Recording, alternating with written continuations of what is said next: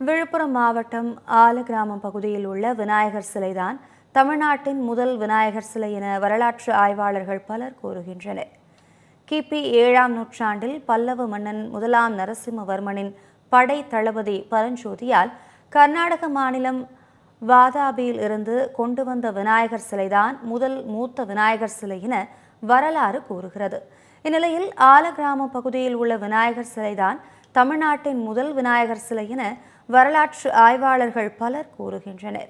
2015ஆம் ஆண்டு இக்கோவிலின் கல்வெட்டுகளை ஆராய்ந்த மறைந்த ஐராவதம் மகாதேவன், வீரராகவன், மங்கையர்க்கரசி உள்ளிட்டோர் இதனை உறுதிப்படுத்தியதாகவும் வரலாற்று ஆய்வாளர் செங்குட்டுவன் கூறியுள்ளார். இதனால் பல்லவர்களின் ஆட்சிக்கு முன்பே தமிழ்நாட்டில் விநாயகர் வழிபாடு இருந்தது என்பது உறுதியாகியுள்ளதாக அவர் தெரிவித்துள்ளார். ஆலகிராமம் விநாயகர் சிலை குறித்து அறநிலையத்துறைக்கு விளம்பர பலகை வைக்க வேண்டும் எனவும் செங்குட்டுவன் கூறியுள்ளார்.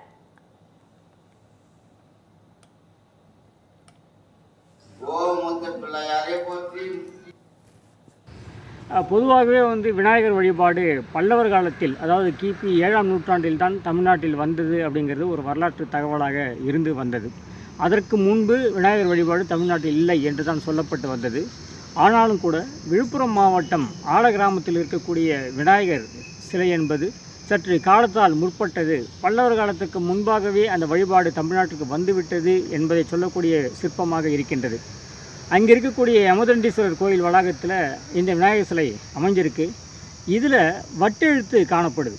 அதில் என்ன சொல்லியிருக்காங்கனாக்கா, பிறமிறை பன்னூர சேவிய கிழார் மகன் கொடுவித்து அப்படின்னு அந்த சிற்பத்தை யார் செய்து கொடுத்தாரோ அவருடைய பெயரை சொல்லும் அளவிற்கு அந்த வட்டெழுத்து அமைந்திருக்கிறது.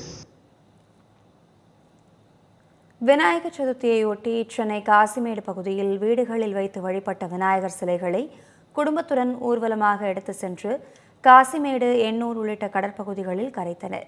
இதையொட்டி எண்ணூர் கடற்பகுதியில் போலீசார் பாதுகாப்பு பணியில் ஈடுபட்டனர்.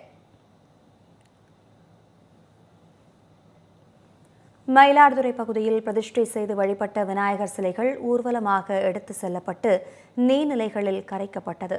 விநாயகர் சதுர்த்தி விழா நாடு முழுவதும் உற்சாகமாக கொண்டாடப்பட்டது. மயிலாடுதுறை மாவட்டம் தரங்கம்பாடி, சங்கரன் பந்தல், இலுப்பூர் உள்ளிட்ட இடங்களில் விநாயகர் சிலைகள் பிரதிஷ்டை செய்து வழிபட்ட சிலைகள் ஊர்வலமாக எடுத்து செல்லப்பட்டு தரங்கம்பாடி கடற்பகுதியில் கரைக்கப்பட்டது. மாவட்ட காவல்துறை கண்காணிப்பாளர் ஸ்டாலின் மேற்பார்வையில் 100க்கும் மேற்பட்ட போலீசார் பாதுகாப்பு பணியில் ஈடுபட்டிருந்தனர். விநாயகர் சதுர்த்தி விழா நாடு முழுவதும் கோலாகலமாக கொண்டாடப்பட்டது. திருவள்ளூர் மாவட்டத்தில், குறிப்பாக திருவண்ணாமலையில் நகரில் செல்வ குபேர விநாயகர், குழந்தை விநாயகர், வெற்றிவேல் விநாயகர், செல்ல விநாயகர் என நகரில் மட்டும் 24 பெரிய விநாயகர் சிலைகள் பிரதிஷ்டை செய்யப்பட்டு விநாயகர் சதுர்த்தி விழா கொண்டாடப்பட்டது.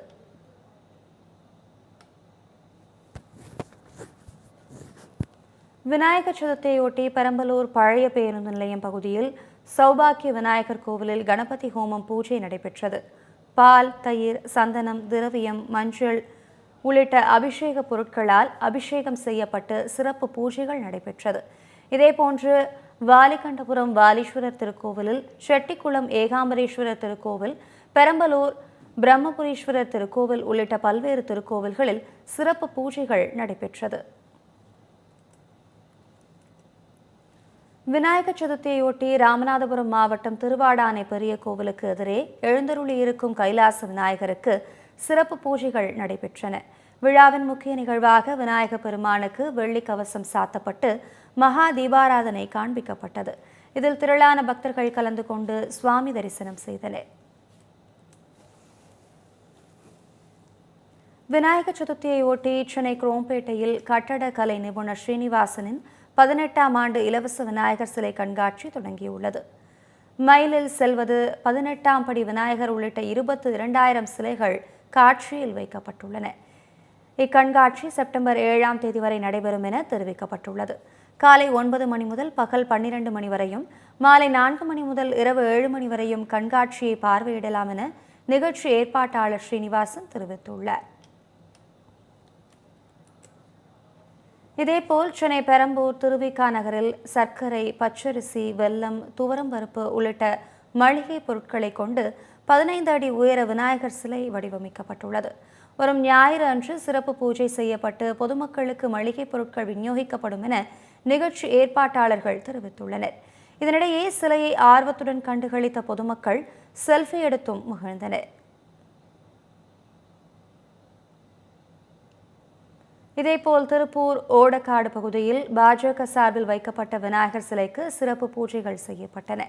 இதில் வடக்கு மாவட்ட பாஜக தலைவர் KCMP ஸ்ரீனிவாசன் உள்ளிட்ட ஏராளமானோர் பங்கேற்றனர்.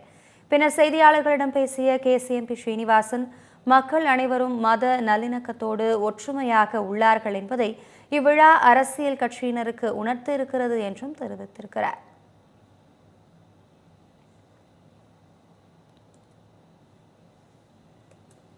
இலங்கையின் நுவரெலியா மாவட்டத்தில் கொட்டகலை பிரதேசத்தில் உள்ள 15 தேயிலை தோட்டங்களுக்கு விஸ்வ இந்து பரிஷத் மூலம் 15 விநாயகர் சிலைகள் வழங்கப்பட்டுள்ளன. இந்த விநாயகர் சிலைகள் விநாயகர் சதுர்த்தியை ஒட்டி பிரதிஷ்டை செய்யப்பட்டு சிறப்பு பூஜை நடைபெற்றது. விநாயகர் சிலைகள் வரும் 31ஆம் தேதி ஊர்வலமாக எடுத்து செல்லப்பட்டு கொட்டகலையில் இருக்கும் நீர்நிலையில் விசர்ஜனம் செய்யப்பட உள்ளன. गणपति महास्वामी आनंद कोलाहल पंचमुख कार्तिक नीरांजनं दर्शयामि सत्यनायकनी गं गणपतिः पूर्वं दर्शयामि भावयामः पूजैः अति उन्नत कैंगार्य